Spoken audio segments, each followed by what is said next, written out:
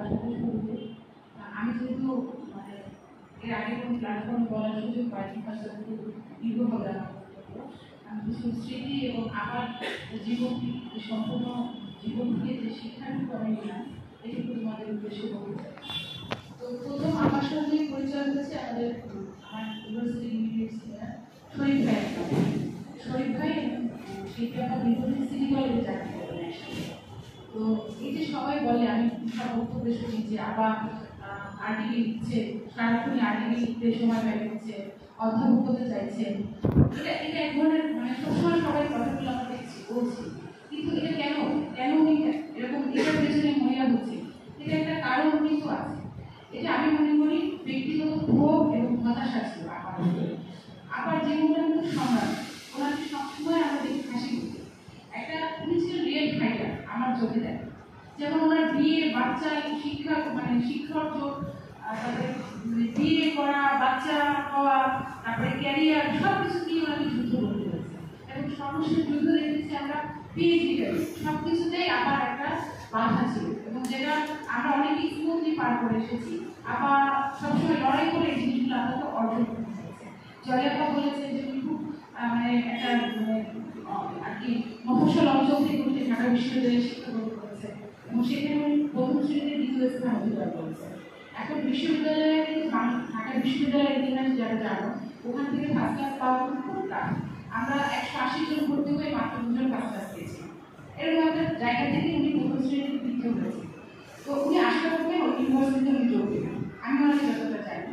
তো ওই ইউনিভার্সিটিতে যোগ দেওয়া দূরের কথা, আবার একটা পাবলিক ইউনিভার্সিটিতেই ক্যারিয়ার শুরু করতে পারেন। সামহাও উনি ওরকম মানে একটা ভীষণ হতাশায় থাকে। ওনাকে প্রাইভেট কলেজ থেকে ক্যারিয়ার করতে হয়েছে, এবং একটা প্রাইভেট কলেজের চাকরিতে অনেক বাধ্যবাধকতা থাকে, রেগুলারিটি মেনটেন থাকে, যেখানে গবেষণা করার সুযোগ থাকে। যেহেতু ইন্টারমিডিয়েট কলেজ বা ওইরকম একটা জায়গায় পড়াতে, তো নিজের যে পছন্দের জায়গা, ভালো লাগার জায়গা, প্রথম শ্রেণীর দ্বিতীয় হওয়া মেধাবী ছাত্রী, সেই গবেষণা করার সুযোগটা উনি ওখানে পান। তো এরপরে যখন একটা দীর্ঘ সময় পরে উনি জগন্নাথ বিশ্ববিদ্যালয়ে ওনার মেইন ট্র্যাকে ফিরতে পারেন, পাবলিক বিশ্ববিদ্যালয়ে যোগ দিতে পারেন, তখন উনি মরিয়া হতে চেষ্টা করলেন যে না, আমার পছন্দের জায়গা আমি যেখানে পেয়েছি এখানে আমার প্রপার সভা দিতে হবে। ফলে ওই তখন থেকে ওনার আর্টিকেল লেখার প্রতি মানে আগ্রহ। ধরো আমরা যেমন যেটা দেশে গেলে একটু সময় নিয়ে লিখি, আমরা যে সময়টা পেয়েছি আপাতত একটা দীর্ঘ সময় পরে ইউনিভার্সিটিতে যোগ দিয়েছে, কিন্তু এটা আরও আগে হওয়ার কথা ছিল।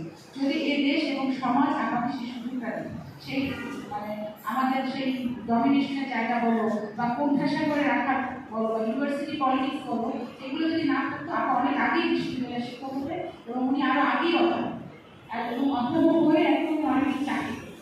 কিন্তু যেহেতু ওই শুরুতেই ওনার হতাশাটা না পাওয়ার জায়গাটা ছিল, ফলে যখন সুযোগ পেয়েছে তখন উনি মরিয়া হয়ে সেই জায়গাটা কাজ করেছে। এবং যারা একটা সময় কিন্তু ব্রেন কাজ করে, যে যে মেধা, যে গবেষণা তুমি এখন করতে পারবে, বাচ্চা হয়ে যাওয়ার পরে মেয়েদেরকে হরমোনাল চেঞ্জ হয়। আমি নিজের জীবন দিয়ে বলছি, আমি নিজের জীবন দিয়ে প্রতিনিয়ত আমার ব্রেন ড্যামেজ হয়, রাত জাগা থাকে, বিভ্রম থাকে, বাচ্চা হওয়ার পেছনে একটা মায়ের যে ইঞ্জেকশন বলো, সিজার হওয়ার পেছনে যে অ্যানেস্থেসিয়া বলো, প্রত্যেকটা মানুষকে ব্রেন ড্যামেজ করে, এবং সেই ব্রেন ড্যামেজের সাথে আমার ফাইট করছে। এরপরে আবারকে আমি যে কথা দিয়ে শুরু করতে চাইলাম, যে আমার সঙ্গে একটা নতুন স্মৃতি ছিল, সেটা হচ্ছে আমি যখন বিশ্ববিদ্যালয়ে জয়েন করি তখন আমি ঢাকা ইউনিভার্সিটির এমপি হলে থাকতাম। আর শরীফ ভাই মানে ব্যাচেলর ছিলেন, উনি ছেলেদের সাথে একসাথে থাকতেন। তো আমরা যখন একসাথে প্রতিবার ডিউটি করছি তখন শীতকাল পর ডিউটি করছি। তো তখন আমরা খাওয়া নিয়ে খুব মানে কী খাবো, সবসময় আমাদের মাথায় থেকে বলে থাকতাম কী খাওয়া যায়। তো বিভিন্ন রেসিপি নিয়ে কথা বলছি, যে লুচি খেতে পারলে ভালো লাগতো, তো সবজি খেতে পারলে ভালো লাগতো, সকালবেলা যদি গরম লুচি খেতাম। আমি শরীর থেকে ভাষা ঠিকভাবে শুনছি যে তুমি সিনিয়র ছিলেন, আমাদের এই আলোচনা করছে না, আর আমিও তখন অতটা আমাকে চিনি না।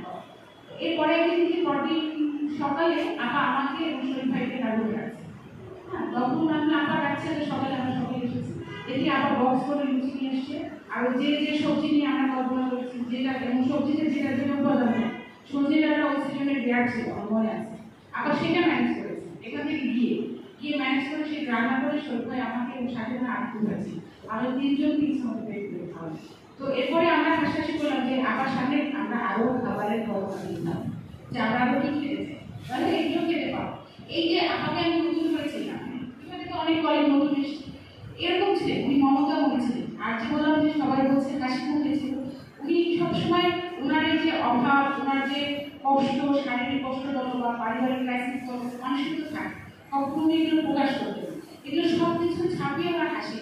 এবং একবার আরেকটা স্মৃতি আমার আছে, সেটা হচ্ছে একবার পরীক্ষা কমিটিতে ওনার সাথে আমি কাজ করছি, তখন আমাদের একজন কলিগ আমরা ওনার সাথে দুর্ব্যবহার করেছে, খুব মানে যেটা অযাচিত দুর্ব্যবহার করেছে আমার সাথে।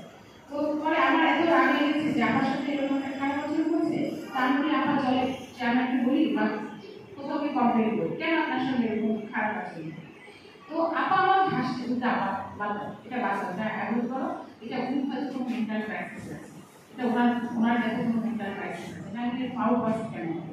এই যে মানুষের মানে নিজের অপমানটাকে দিয়ে রেখে যে আমাকে অপমান করলো সে নিশ্চয়ই কোনো মেন্টাল ক্রাইসিস আছে, এই যে চিন্তা করাটা আমার কিনা আবার প্রতি আরো শ্রদ্ধা বাড়িয়ে দেবে যে কিভাবে সহনশীলতা অর্জন করা যায়, কিভাবে মানুষের ক্রাইসিস চিন্তা করা যায়, এটা একটা শিক্ষা। আর এই যে মানে বললাম না যে প্রত্যেকটা ক্ষেত্রে যে ফাইট করা, নিজের হতাশা ক্ষোভ ঢেকে রেখে যে হাসি মুখে থাকা, সবার সঙ্গে বিনয় আচরণ করা, বিভাগে কেউ বলতে পারবে না যে আপার সাথে কারোর কত মনোমালিন্য হয়েছে, সবাইকে শ্রদ্ধা চোখে দেখা, সবাইকে আলাদাভাবে ট্রিট করা। আমি এটা দীর্ঘ সময় শিক্ষাশ্রীতে ছিলাম, ম্যাটারনিটি লিভে ছিলাম, আবার সবসময় আমার সঙ্গে ইনবক্সে যোগাযোগ করতো, বাচ্চাদের ছবি দেখতে চাই, বাচ্চা পছন্দ করতো, যেহেতু আপার বাচ্চা অনেক কাপড়, এটা কিন্তু আপার অনেক সাধনা করে, এটা কিন্তু আমরা তো বিয়ে করেছি বাচ্চা হয়েছে ব্যাপার এরকম না, আপার তো দীর্ঘ সময় পরে দুটো বাচ্চা আপা লাভ করেছে, বলে আপা অনেক কাপড় ছিল, আপার যেটা চলে যায় মানে, ফলে উনি যে কারো বাচ্চা হয়েছে, বাচ্চা আছে, এই খবরও কিন্তু অনেক কিছু হবে। তো প্রায় আমার কি করছে, বাচ্চার ছবি দেখতে চাই, ওরা কত বড় হয়েছে একটু ছবি দেখি। আমি যখন বাচ্চা নিয়ে বিভাগে আসতাম সবার আগে ঝাঁপিয়ে পড়তেন, আমি একটা ছবিও ওনার ফেসবুকে শেয়ার করেছিলাম, আপার করে আমার ছিল এরকম ছিল। আরেকটা ব্যাপার ছিল যে মানে আসলে মানে কি বলবো, মানে কথা ঠিক হয়ে যাচ্ছে, কি দেখে কি বলবো, অনেক স্মৃতি, অনেক ভালো লাগা আপার সাথে। এই যে আপাদের বলছে হাসি মুখে থাকে, আমরা বিভাগে যাবো, আমরা এবং বিভাগে মানে কোনো অফিসের হয়, ভর্তি পরীক্ষা থাকে, সব কিছুতে আমরা মেলানোর চেষ্টা করি, শাড়ি মিলিয়ে রং মিলিয়ে একসাথে আসা, মিলেমিশে থাকা, বিষয়টা হচ্ছে মিলেমিশে থাকা। আপাও চাইবে আজকে কি হবে না হবে। তো আবার একটা লাস্ট একটা জামাতে পড়েছে, এটা আমি অনেক পরিষ্কার, এটা তোমার পরিচয় দিয়ে আপাকে আমি মানে সবসময় তো ধরো বসতে আমার কোনো করবো এরকম একটা ভর্তি পরীক্ষায় আপাকে যে আপা কালকে সবাই মণিপুরি শাড়ি পরবে, আপনি মণিপুরি শাড়ি পরে আসেন, এরকম আমরা বলছি। তো আপা আমাকে লিখছে যে দেখো যে না শরীর অতটা ভালো না, মাথায় তুলে তাই স্যালার কাজে বসা, কাল তোমার গাড়ি থাকে তাহলে পরিস্থিতি চলে যাবে। মানে এই যে কথাটা যে আমার মাথায় চুল নেই, হ্যাঁ, যে শাড়ি পরতে পারবো না, মানে এটা আমি ভাবি যে যে মানুষটা সবসময় আনন্দ করে বাঁচে, মানে পরিপাটি হয়ে থাকতে পছন্দ করতো, মিলেমিশে থাকতে পছন্দ করতো, সে দুঃখ জানাচ্ছে যে আমার মাথায় চুল নেই, আমি শাড়ি পরতে পারবো না। এটা ওই দিন আমার ওই রাতে আমার বুক পেয়ে গিয়েছে যে এটা কি হয়েছে, একদম আবার সেদিকে হাতটা গরম থাকতো, আবার শরীর গরম থাকতো, আবার সবসময় দেখো শরীর ভালো আছে, হাতটা মুখ করে ধরতো। তো আমার না এখন মনে হয় যে আমি স্পর্শ হয়, কারণ আমার সাথে সেই 13 সাল থেকে 24 অলমোস্ট এক পার হয়ে গেছে, এতটা দিনের প্রতিটা দিনের স্মৃতি। আর ওই যে উনি মানে মিশুক মানুষ ছিলেন, সবাইকে আলাদাভাবে ট্রিট করে সবাইকে বোঝাতেন যে ওরা সবার সাথে একটা স্পেশাল ভালো সম্পর্ক। এই জন্য একটা মানুষ আমার পাবো না, আমাকে নিয়ে একটা নেতিবাচক কথা বলা। আরেকটা যেটা বলি যে শিক্ষা পেয়েছি আমার এই জীবন থেকে, কিন্তু জীবন থেকে আমি নিজে ব্যক্তিগতভাবে একটা শিক্ষা পেয়েছি, সেটা হচ্ছে এই পার্থিব দুনিয়াটা আসলে কিছু না, সেটা একদম চোখের হাতে মানে আঙুল দিয়ে আবার দেখা। আবার যখন মানে বাচ্চাদের পড়াশোনা করাচ্ছে, তারপর একটা সময় আবার ফ্ল্যাট থেকে আবার একটা বড় অঙ্ক লোড করেছে। তো তখন আমি শরীরটা আবার বলতাম যে আপা আপনার এই লোড করার কি দরকার, আপনি কি বলে যাচ্ছেন না, আপনি এগুলো পেনশন পেলে তখন করবেন না, এখন আপনি ঘুরে বেড়াবেন, আপনি যে দীর্ঘদিন পড়াশোনার মধ্যে থাকেন, পড়াশোনা করেছে, আপনার পিএইচডি হয়েছে, এখন একটু বাচ্চাদের নিয়ে হাতে নিয়ে ঘুরে দেশ ঘুরে বেড়ান। তখন আবার বলবো যে না, এই যে আমার দুটো সন্তানকে আমি পৃথিবীতে এনেছি, ওদের জন্য কিছু করে রেখে যাওয়া তাও আমার।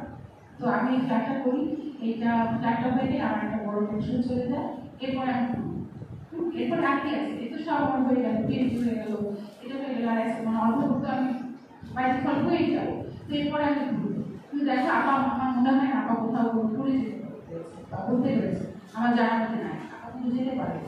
তারপরে এই যে আরেকটা কথা আমরা সবাই বলি যে আপাকে আমরা শুরু থেকে বলেছি যে কেন ইন্ডিয়ার ট্রিটমেন্ট নিলে না বা দেশের বাইরে নিলে না, এটার আমি একটা ব্যাখ্যা আপার সঙ্গে কথা বলে যেটা বুঝেছি, আপা প্রচন্ড হোম সিক ছিলেন। আপা না যে বাচ্চাকে রেখে, হাজব্যান্ডকে রেখে, নিজের ঘর রেখে, নিজের দেশ রেখে বাইরে একটা অচেনা পরিবেশে গিয়ে সেখানে থেকে যে ট্রিটমেন্ট নিতে হবে, এই মনোবলটা আমার ছিল না, যে কারণে যে আপা ঘুরতে যেতে চাইবে না, সবসময় বাচ্চাদের সাথে থাকবে, তাহলে এইখানে থাকবে। তো এটুকু সবসময় বলবো যে অচেনা একটা পরিবেশ, অচেনা একটা দেশে ধরে কি হবে, সবাই কি হবে বাইরে যেতে চিকিৎসা নিতে, আমি তো বুঝি, কিন্তু আমি তো সিরিয়াস না, আমার তো প্রাইমারি পর্যায়ে, এবং এখনো লিভার কেয়ার আমাকে বলেছে যে আমার কি ক্যান্সার, এটাও আমাকে বলেছে। আসলে কোনোটাই আমার কাছে কোনো লিভার কেয়ারের ভালো লাগে, আমার যদি কোনো সুযোগ থাকতো আমি লিভার কেয়ার কর্তৃপক্ষের বিরুদ্ধে মামলা করতাম, কারণ আমি নিজেও কিছুটা ভুগে ধরি ওদের এই খাপ খাই। ওরা আমাকে এমনভাবে মোটিভেট করেছে যেটা কিছুই না, এখানেই হয়ে যাবে সব কিছু।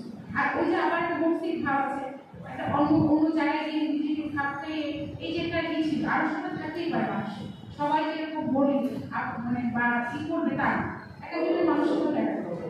এই এভাবে কথা মোটিভেট হয়ে এই যে বন্ধুর ট্রান্সফারের মধ্যে এত জটিল একটা বিষয়, সেই রকম একটা মানে আমাকে মনে হয় আমাকে গিনিপিগ বানিয়ে এবারটা একটা জাস্ট এক্সপেরিমেন্ট করে দিল যে এই মেডিসিনগুলি কি যেহেতু আপা বিরোধী ছিল, আপা ওদের বিরুদ্ধে কথা বলতে পারে না, কিন্তু ওইখানে বোর্ডের ট্রান্সফার করেই তো দেখলাম যে আবার তারপরে 7টা মানে আরো বেশি কেমো দিল কিছু কিছু করলো।